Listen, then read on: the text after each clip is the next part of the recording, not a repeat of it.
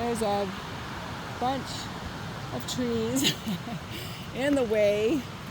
This used to be a pretty wide area to hike, but that last snowstorm we got that still had all the leaves on the trees just totally destroyed this area. Ow. Gosh. Looks like they're still alive though.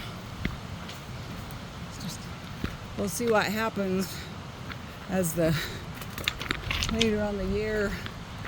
Wow. I guess the Forest Service needs to come up here and kind of clean this up. I'd do it, but I'm not gonna bring a chainsaw up here. And this is what it's supposed to be like, but nope.